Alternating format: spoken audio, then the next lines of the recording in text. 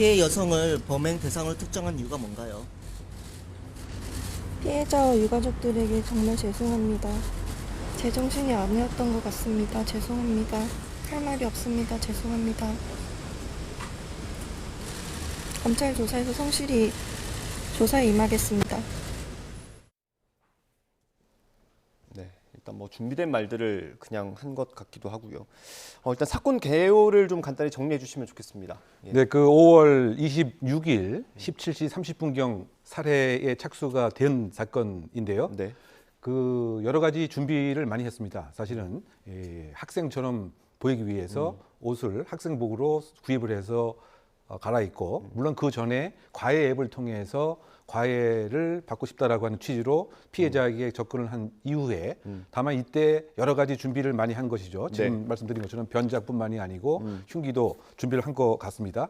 그래서 연령도 비슷한 이 또래의 여성을 갑작스러운 공격 행위를 통해서 살해를 하고, 이 시신을 유기하기 위해서 다시 집으로 귀가해서 미리 준비했던 캐리어를 사용을 해서 낙동강 인근으로 사실은 옮기는 이런 행위를 했습니다. 그런데 또 충격적인 것은 시신에 대한 훼손 행위를 네. 아마 피해자 집에서 한 것으로 그 추정이 됩니다. 네. 따라서 일부 피해자 시신은 그대로 피해자 집에 남겨두었던 상태였고요.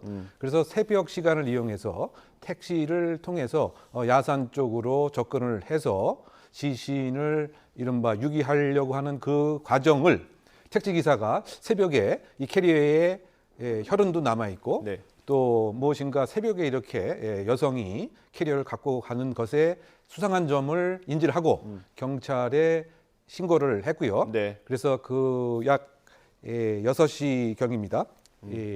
긴급 체포가 이루어져서 네. 전격적인 수사가 진행됐는데, 예. 충격적인 것은 처음에는 우발적인 살인이라고 네. 소위 그 방어를 했습니다만, 네. 전국적으로 살인을 하고 싶어서 네. 살인의 충동감을 느껴서 했다라고 하는 자백을 한 사건입니다. 예. 그 말이 좀 일반인들이 생각할 때는 좀 이해가 잘 안 됩니다. 살인을 해보고 싶어서 했다. 그러니까 살인 동기가 그냥 살인인 거 아닙니까? 그렇죠. 그러니까 이제 그 이야기를 우리가 잘 해석을 이제 해야 되겠죠. 예. 바꿔 얘기하면 왜 살인에 이와 같은 흥미와 관심을 갖겠는가? 예. 그러니까 그 일반 뭐 그 상해나 뭐 폭행, 살인 사건도 이제 금품을 훔치거나 어떤 보복을 하거나 그런 것들이 동기가 있는데, 이거는 그냥 살인이 동기라는 부분 아닙니까? 그러니까 제가 지금 말씀드린 바와 같이 그만큼 흥미와 몰입을 했다고 하는 거죠. 바꿔 얘기하면 평상시에 살인과 관련된 범죄물에 심취를 하고, 또 범죄 여러 가지 그 서적을 통해서 범죄에 관한 그 수법도 익히고, 아마 이 과정이 가장 흥미롭고 재미있는 그러한 아마 이 여성의 목적물이 되었던 것은 아닌가. 그렇다고 본다면 실제에 그것을 현실로 옮기고 싶은 강한 동기부여가 생겼기 때문에 소위 그 성공을 할 수 있는 가장 약한 표적을 목표로 해서 여기에 그 맞춤형으로 접근을 이제 한 것 같습니다. 예. 다만 또 처음에 지금 나온 보도 등에 의하면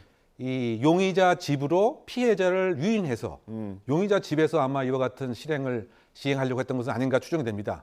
그 왜냐하면 자기 집으로 오라고 얘기를 했지만 네. 지금 피해자는 거리가 멀어서 갈 수가 없다라고 하는 네. 이런 점을 보게 되면 이런 양상들이 예. 제의 개인적인 평가입니다만 최근에 국내에서 발생했던 충격적인 사건들을 망라적으로 종합한 그런 것을 실행에 옮긴 것이 아닌가 이런 생각이 듭니다. 그러니까 스터디를 좀 했을 거라는 거겠죠? 그렇죠. 그것도 상당히 종합적으로 망라적으로 구분해서 그다음에 여기서 나오는 뭐 용어들을 가만히 보게 되면 몇 년 전에 있었던 사건들의 핵심적인 것들이 그대로 소재로 활용된 것 같습니다. 네. 더군다나 피해자에 대한 물색, 또 집으로 그 유인, 네. 그다음에 그것을 성공적으로 하기 위해서 캐리어를 준비한다든가 또 이른바 세척제, 또 기타 그 범행 도구, 네. 그다음에 그 피해자의 신분을 숨기기 위한 신분증에 대한 탈취, 또 새벽에 소위 그 택시로 야산으로 접근하는 이와 같은 모습들, 이것은 최근 몇 년 사이에 있었던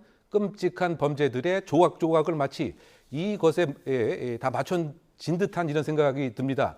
본인이 그 자백한 바와 같이 그만큼 자신은 범행에 대해서 살인에 대해서 관심과 흥미와 몰입을 했고 그것에 충동감을 느껴서 실행에 옮겼다라고 하는 이런 얘기를 한 것인데 예. 이것은 이제 큰 틀에서 그 보게 되면 저는 우리 그 사회의 그 은둔형 외톨이의 위험성이 그대로 표출된 것이 아닌가 이런 생각이 드는데요. 예. 조금 더 깊게 생각을 해보면 유럽에서의 그 은둔형 그 외톨이들은 주로 테러에 대해서 상당히 심취하고 테러에 완전히 몰입을 합니다. 네. 저 인터넷에 있는 테러의 그 이데올로지를 학습하고 또 그 실행 방법을 소위 그 급조 폭발물을 만들고 제조하고 이 계획을 공유하는 것에 상당한 충동과 흥미감을 느낍니다. 네.